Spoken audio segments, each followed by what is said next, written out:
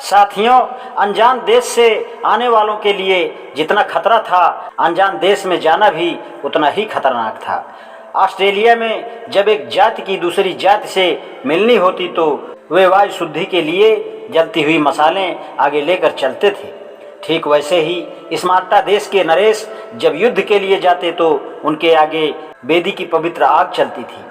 इसी प्रकार जो बाहर से किसी घर में प्रवेश करते थे, उन्हें चाहे पांव के जूते उतारना ही सही, कोई न कोई रीति निभानी ही पड़ती थी। अन्यथा इस बात का पूरा डर था कि वे घर के लोगों को बाहर की छूत लगाकर अपवित्र कर देंगे। जब भी घर का कोई लोग किसी को छू देने से अपवित्र बना देने की स्थिति में हो तो देहरी तथा चौखट पर खून लगा दिया जाता या पानी छिड़क दिया जाता था।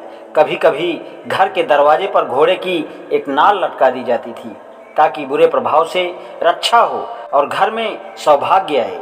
जन्म, मृत्यु तथा विवाह के साथ जितने भी रीति रिवाज होते थे, उन सब का एकमात्र यही मतलब नहीं था कि ये जन्मादि पवित्रता के स्रोत ही हैं। लेकिन जब और जहाँ जहाँ भी एकांतवास होता है, उससे इतना तो ग्रहण करना ही होता है कि वह और बातों के साथ अपवित्रता का भी द्योतक है।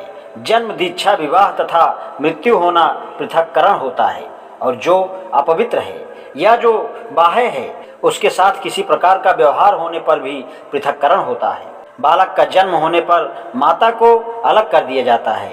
बालिग होने और दीक्षित होने पर भी उसे कुछ समय अलग रहना पड़ता है। विवाह में मंगनी से लेकर विवाह संस्कार हो जाने तक पति पत्नी एक दूसरे से दूर रहते हैं। स्त्री जब मासिक धर्म में होती है तो अलग रहना पड़ता है। मृत्यु होने पर अलगीकरण विशेष रूप से होता है।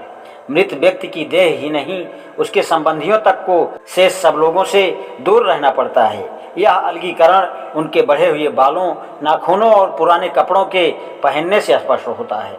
इसका अर्थ हुआ कि समाज के नाई, धोबी आदि ने उनका बहिष्कार कर रखा है। पृथक्करण का समय और उसकी कड़ाई समान नहीं होती, लेकिन पृथक्करण तो होता ही है। यदि पवित्र को किसी सामान्य लौकिक व्यक्ति ने अपवित्र कर दिया हो, या स्वजाति से ही अपवित्रता हो, या स्वजाति से बाहर के किसी संबंध के कारण अपवित्रता उत्पन्न हुई हो, तो पृथक्करण होता ही है। सामान्य लौकिक व्यक्ति को पवित्र लोग से दूर रहना ही चाहिए। अपने संबंधी को असंबंधी से दूर रहना चाहिए। इससे स्पष्ट है कि आरंभिक समाज में अपवित्रता के कारण को अलग किया जाता है। अपवित्रता की कल्पना के साथ आरंभिक समाज ने पवित्र बना सकने वाले रीति रिवाजों की भी कल्पना कर ली थी, जो अपवित्रता को दूर भगा सकते थे। अपवित्रता को दूर करने के साधन पानी और रक्त हैं। जो लोग अपवित्र हो गया हो, यदि पानी और रक्त छिड़क ले तो वह पवित्र हो जाता है। पवित्र बनाने वाले रीति रिवाजों में वस्त्रों का बदलना, बालों तथा नाखूनों आदि का काटना, पसीना निकालना, आग तापना, धूनी देना, सुगंधित पदार्थों को जलाना और किसी शाखा से झाड़ फूंक करना शामिल है। ये अपवित्रता को दूर भगाने के साधन हैं। लेकिन आरंभिक समाज अपवित्रता से बचने का एक और उपाय भी जानता था।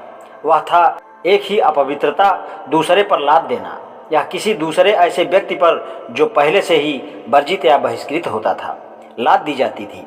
न्यूजीलैंड में यदि एक लोग दूसरे के सिर को स्पर्श कर देता था तो सिर शरीर का पवित्र भाग होने के कारण वह लोग वर्जित हो जाता था। तब उसे अपने हाथों को एक प्रकार की जड़ विशेष से रगड़कर अपने को पवित्र बनाना होता था।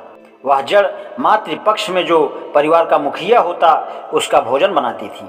टोंडा में यदि कोई लोग वर्जित भोजन ग्रहण कर लेता तो उसके बुरे प्रभाव से बच निकलने का यही उपाय था कि वह अपने पेट पर परिवार के मुखिया का पैर रखवाए। एक की पवित्रता दूसरे में चली जाने की कल्पना बलि के बछड़े की रीति से प्रकट होती है। फिजी में यदि कोई वर्जित लोग एक सूअर पर अपने हाथ फेर देता तो वह मुखिया के लिए पवित्र हो जाता। युगांडा में जब राजा के लिए शोक मनाने का समय समाप्त होता तो एक बलि के बछड़े के साथ एक गऊ, एक बकरी, एक कुत्ता, एक मुर्गी और राजा के घर की कुछ मिट्टी और आग नगर की सीमा पर पहुंचा दी जाती थी। वहां उन पशुओं को लूला लंगड़ा बनाकर मरने के लिए छोड़ दिया जाता। इस रीति से राजा और रानी की सारी अपवित्रता दूर हो जाने का विश्वास था। यह सब बातें जो आरंभिक समाज में अपवित्रता संबंधी कल्पना का अस्तित्व सिद्ध करती हैं। यदि हम आरंभिक समाज के बाद प्राचीन समाज का विचार करें तो प्राचीन समाज की पवित्रता की कल्पना आरंभिक समाज के अपवित्रता की कल्पना से विशेष अलग नहीं है। अपवित्रता के स्रोत या कारणों में भेद है। पवित्र बनाने वाले रीति रिवाज भी अलग हो सकते हैं, किंतु इन भेदों के अलावा आरंभिक समाज और प्राचीन समाज में अपवित्रता तथा पवित्रता का जो रूप है वह एक जैसा है। आज इतना ही। शेषकाल। धन्यवाद।